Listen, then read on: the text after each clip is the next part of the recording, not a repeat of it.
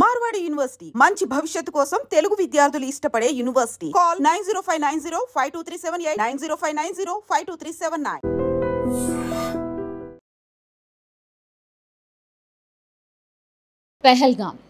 పెహల్గాంలో దాడి జరిగి ఆల్మోస్ట్ 10 రోజులు అవుతోంది. అయితే ఆ ఉగ్ర దాడి జరిగిన తర్వాత నుంచి కూడా ఆ ఉగ్రవాదుల కోసం వేట అయితే ఇంకా కూడా కొనసాగుతోంది. ఇది కొంత ఆందోళన కలిగిస్తున్నటువంటి విషయం. ఎందుకంటే మనకు తెలుసు భారతదేశం మొత్తం కూడా ఒక రకంగా చెప్పాలంటే రక్తం మరుగుతోంది అనుకోవచ్చు. అమాయకులు అట్లాగే టూరిస్టుల మీద అత్యంత దారుణంగా దాడి చేయడం, అట్లాగే చంపేయడం. ఫ్యామిలీస్ అయితే ఒక 26 మంది చనిపోయినారంటే 26 ఫ్యామిలీస్ని చిన్న భిన్నం చేసేసిండ్రు ఉగ్రవాదులు కూడా. ఇంకా కూడా వాళ్ళు దొరకలేదు. సో అసలు రీజన్స్ ఏంటి? రెక్కి నిర్వహించిండ్రు అంటున్నారు, దాడి ఖచ్చితంగా ప్లాన్ చేసిండ్రు అంటున్నారు, అట్లాగే లోకల్ పీపుల్ సహకరించిండ్రు అంటున్నారు. ఇంకా కూడా ఎందుకు దొరకట్లేదు? వాళ్ళు అంటే దొరకకుండా అసలు ఏం చేయగలుగుతారు? దొరకకుండా ఉండడానికి మరి వాళ్ళ దగ్గర ఈ టెక్నాలజీ ఏమన్నా అందుబాటులో ఉందా? ఇవన్నీ విషయాల గురించి మాట్లాడదాం. మనతో పాటు ఉన్నారు కన్నెగంటి రమేష్ గారు, సిహెచ్ఎస్ఎస్ డైరెక్టర్. సార్ నమస్తే. నమస్తే మేడం. సార్ చాలా మంచి ప్రశ్న వేశారు మేడం. ప్రపంచాన్నే, మన జాతి భారతదేశాన్నే కాకుండా ప్రపంచాన్ని కూడా కలవరపెడుతున్న ఉగ్రవాద మూలాలు జమ్మూ కాశ్మీర్లో ఉన్నవి అని ఇప్పుడు కొత్తగా వచ్చిన మేజర్ జనరల్ మోర్ ఆయన ఇచ్చిన ఆధారం ప్రకారం కూడా ఎన్ఐఏ కూడా రుఢీకరిస్తుంది. ఏమని? నేషనల్ ఇన్వెస్టిగేషన్ ఏజెన్సీ తప్పనిసరిగా లోకల్ సపోర్ట్ లేకుండా ఇది జరగదు. 100% లోకల్స్, కొంతమంది, అందరూ కాదు, కొంతమంది 28 మందిని పొట్టలను పెట్టుకున్న ఈ ఉగ్రవాదులు ఎవరైతే ఉన్నారో ఆ ఉగ్రవాదులకి మతం అనే పేరు వాడి మతం పేరుతో మారణ హోమం సృష్టించిన మృగాలు వాళ్ళు. వాళ్ళని ఎట్టి పరిస్థితుల్లో స్పేర్ చేసేది లేదు. భారతదేశం అన్ని రకాలుగా అష్టదిగ్బంధనం చేసి పాకిస్తాన్ని, పాక్ ఆక్రమిత కాశ్మీర్ని మళ్ళీ తిరిగి భారత్లోకి తీసుకొచ్చే ప్రయత్నం కూడా 100% ఉంది. ఎందుకంటే పాక్ ఆక్రమిత కాశ్మీర్లో ఉన్న టెర్రరిస్ట్ క్యాంప్స్ని అంతం చేయకపోతే ఉగ్రవాదం ఆగదు మేడం. మీరు మీ యొక్క పరిచయ కార్యక్రమంలో కూడా చాలా మంచి మాట చెప్పారు. ఏమన్నారంటే లోకల్ సపోర్టు ఎన్ఐఏ కూడా ధృవీకరించింది అని మనం అన్నారు. 100% నేషనల్ ఇన్వెస్టిగేషన్ ఏజెన్సీ అనేది జాతీయ ఉగ్రవాద నిరోధక దర్యాప్తు సంస్థ. అది ముంబై 26/11 అటాక్స్ తర్వాత స్టార్ట్ చేశారు భారతదేశంలో. కాబట్టి 100% ఎన్ఐఏ యొక్క ఆధారాలు కూడా మనకి బయటపడినాయి. ఏమని? locals have given the support, locals have given some of them have given support, and also some of them fed, అంటే భోజన వసతులు కూడా అక్కడే కల్పిస్తున్నారు అనేది ఎన్ఐఏ మరి విచారణలో వచ్చినట్టు న్యూస్లో కూడా వచ్చింది మనకి. అంటే మీరు చెప్పే మాట నేను చెప్పే మాట కాదు మేడం, ఎన్ఐఏనే స్వయంగా న్యూస్ పేపర్లో వచ్చింది మనం చూస్తున్నాం. కాబట్టి ఇలాంటిది మంచిది కాదు. కాబట్టి దీన్ని ఎలా మనము అంతమొందించాలి అంటే అష్టదిగ్బంధనం అని చెప్తాను నేను. మా centre for human security studies ద్వారా మేము చేసిన పరిశోధన ద్వారా పాకిస్తాన్ గురించి మాట్లాడినప్పుడు Pakistan initiating terrorism, Pakistan sponsoring terrorism, Pakistan conducting terrorism అనేది ఇవాళ కొత్తగా మనం చెప్పే మాట కాదు. 1947 ఆగస్టు 14న ఎప్పుడైతే పాకిస్తాన్కి స్వతంత్రం వచ్చిందో అది ఒక రిపబ్లిక్, ఇస్లామిక్ రిపబ్లిక్ ఆఫ్ పాకిస్తాన్గా ఏర్పడింది. మతం పేరుతో ఏర్పడిన రాజ్యం అది. అలా అని ముస్లిమ్స్ అందరూ మంచివాళ్ళు కాదా అంటే no. There are so many good Muslims, there are so many kind hearted Muslims, there are so many Muslims who believe in Islam as a peace, but very few fundamental elements within Islam, very few. ఆ few చాలు. అంటే పెద్ద 100 లీటర్ల పాలల్లో ఒక చిన్న విషపు చుక్క పడినా అది మొత్తం 100 విషమైపోతుంది. సేమ్ వే ఇస్లాంలో అందరూ దీన్ని సపోర్ట్ చేస్తున్నారని నేను చెప్పట్లా ఉగ్రవాదాన్ని.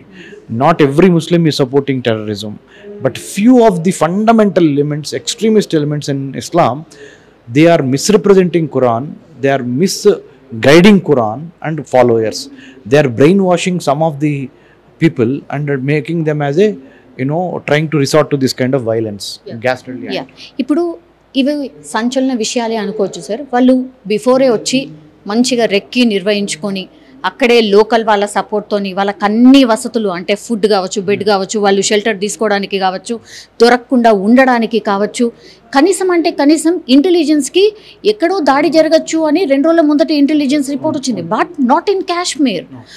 అది ఎట్లా పాసిబుల్ అయింది? వాళ్ళు యూజ్ చేస్తున్నటువంటి టెక్నాలజీ ఏంటి? మరి ఏం లేదు మేడం, ఇప్పుడు టెక్నికల్ ఇంటెలిజెన్స్ అని, విజువల్ ఇంటెలిజెన్స్ అని, ఇమేజరీ ఇంటెలిజెన్స్ అని, హ్యూమన్ ఇంటెలిజెన్స్ అని ఇంటెలిజెన్స్లో రకాలు మేడం.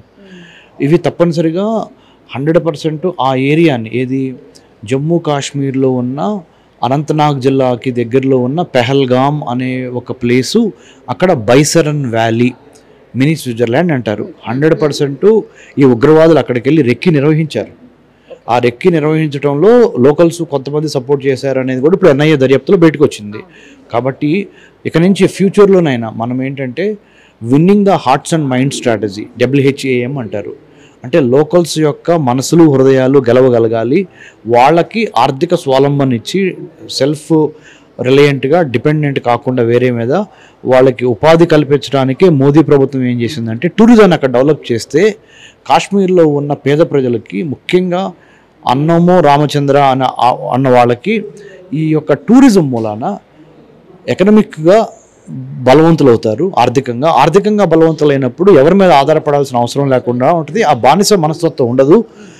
ఈ మత ఛాందస్వాదులు కొంతమంది మేము డబ్బులు ఇస్తాము, మీరు టెర్రరిస్టులుగా మారండి అని చెప్పినా కానీ దానికి నో చెప్పి చాలామంది కాశ్మీరీ యువత టూరిస్టు గైడ్లుగా, టూరిజానికి సంబంధించిన షాల్స్ అమ్మటం కానీ, తయారు చేయటం కానీ, Kashmiri products, beautiful Kashmiri products, ఏది అవి మన ఇంట్లో పెట్టుకునే వస్తువుల దగ్గర నుంచి మనం వేసుకునే బట్టలు, దుస్తుల వరకు, తివాచీల వరకు, Kashmiri shawls, Kashmiri carpets.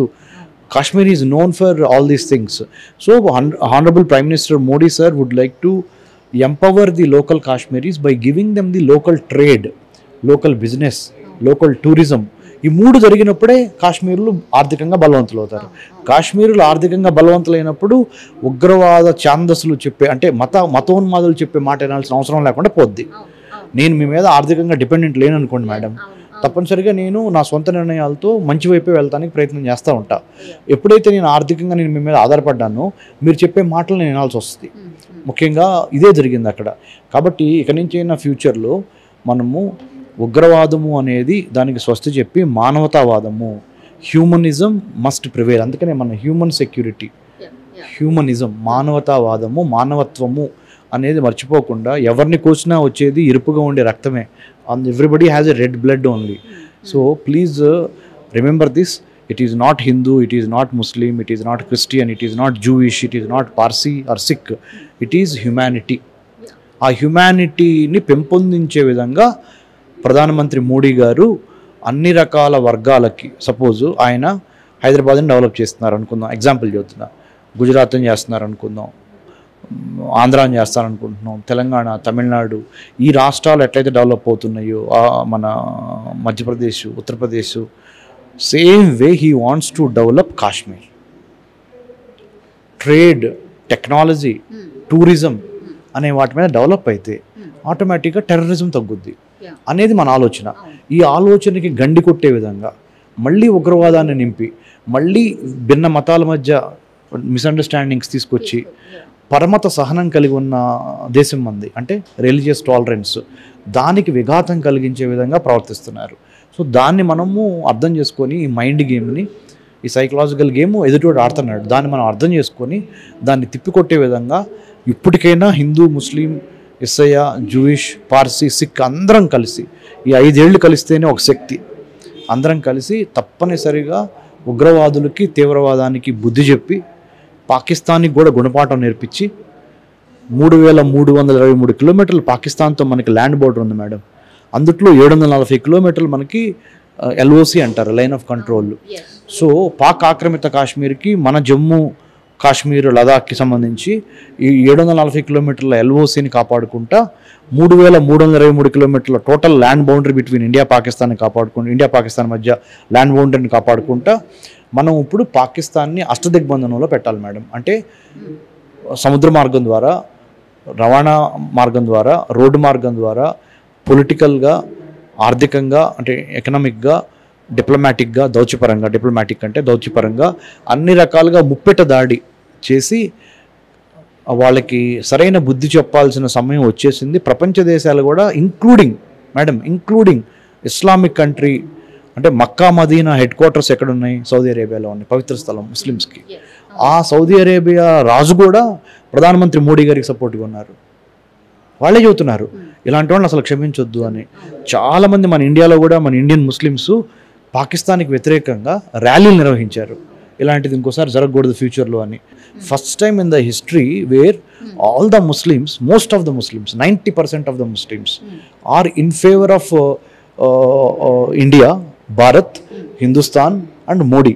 Because what the terrorist have done in the name of religion, killing innocent people, tourist. అరే అభంశుభం తెలిగి కొత్తగా పెళ్ళైన జంట హనీమూన్కి వెళ్ళిన వాళ్ళని చంపేయటము, రిటైర్మెంట్ అయ్యి సేద్దేద్దామని వయసు పెద్దదయ్యి అక్కడ రిటైర్మెంట్ అయిన తర్వాత కొంత ఆహ్లాదకరంగా ఈ టూరిస్ట్ ప్లేస్కి వెళ్దాము, స్విట్జర్లాండ్ వెళ్ళాలంటే చాలా ఖర్చుతో కూడుకున్న పని, మన మినీ స్విట్జర్లాండ్ కదా అని వెళ్ళిన వాళ్ళని ఇట్లా మతం పేరు చెప్పి చంపటం అనేది మానవత్వానికి మాయన మచ్చ. కాబట్టి మేడం తప్పనిసరిగా మనం ఇది ఒక ధర్మయుద్ధం మేడం, ఈ యుద్ధంలో మనం గెలుస్తున్నాం. ఇంకోటి ఏంటంటే sir, this is my last question sir, NIA అధికారులకు కూడా దొరకనంతగా ఈ ఉగ్రవాదులు యూజ్ చేసిన ఫోన్స్ ఏంటి సార్? అంటే కనీసం క్లూజ్ అసలు ఏమీ కూడా దొరకకుండా ఎట్లా ఉండగలుగుతున్నారు మేడం? మన నార్మల్ మొబైల్ ఫోన్స్ అయితే ఇంటర్సెప్షన్ జరుగుద్దని, అంటే దొరుకుద్దని కాల్ డేటా రికార్డ్ చేయొచ్చు, లేకపోతే ఇంటర్సెప్షన్ చేయొచ్చు మామూలు మొబైల్స్ అయితే. అందుకని శాటిలైట్ ఫోన్స్ ద్వారా ఈ కమ్యూనికేషన్ వ్యవస్థను ఏర్పరచుకున్నారనేది ఒక ఎన్ఐఏ యొక్క ఒక నివేదిక. సో ఇంకా అంటే ఇప్పుడు మేడం గారు ఇప్పుడు ఇన్వెస్టిగేషను జరుగుతుంది కాబట్టి ఇప్పుడే అన్ని వివరాలు బయటికి రావు, కొద్దిగా టైం పట్టుద్ది. సో ఆ ఇన్వెస్టిగేషన్ అయ్యే వరకు కొద్దిగా వెయిట్ చేద్దాము. కానీ ఈ లోపల మనం ఏం చేద్దామంటే ఉగ్రవాద నిర్మూలనకు సంబంధించి, ఉగ్రవాద నిర్మూలనకు సంబంధించి సివిల్ సొసైటీగా మనం ఏం చేయాలో అది చేయాలి. మీడియా సంస్థలుగా మీరు ఒక చక్కటి మార్గనిర్దేశం చేసి యువతని దేశం పట్ల, దేశ రక్షణ పట్ల, దేశ భద్రత పట్ల, మన విదేశీ వ్యవహారాల పట్ల, మీరు బీటెక్ చదవని, ఎంటెక్ చదవని, ఎంఎస్సి చదవని, ఎంకామ్ చదవని, ఏదైనా చదవండి, కానీ జాతి భద్రత, జాతి రక్షణ అనే ఒక పాఠ్యాంశాన్ని కూడా చదవాలి. రీసెంట్గా యూనివర్సిటీ గ్రాంట్స్ కమిషన్, యూజీసీ అంటారు మేడం, మన దేశంలో ఉన్న 1200 యూనివర్సిటీస్కి అది హెడ్ అనమాట. ఆ యూజీసీ వాళ్ళు నన్ను చైర్మన్గా పెట్టారు జాతీయ రక్షణ మీద సిలబస్ డ్రాఫ్ట్ చేయమని. అన్ని యూనివర్సిటీస్లో మీరు ఎవరైనా కావండి, హ్యుమానిటీస్ కావండి, సోషల్ సైన్స్ కావండి, ఇంజనీరింగ్, టెక్నాలజీ ఎవరైనా కానివ్వండి, జాతీయ రక్షణ, జాతీయ భద్రత మీద మీరు పాఠ్యాంశాలు చదవాలి. మన దేశానికి సంబంధించిన మిత్రులు ఎవరు, శత్రువులు ఎవరు. భారతదేశానికి 15,000 కిలోమీటర్ల ల్యాండ్ బోర్డర్ ఉంది మేడం, 7 దేశాలతో మనం షేర్ చేసుకుంటున్నాం.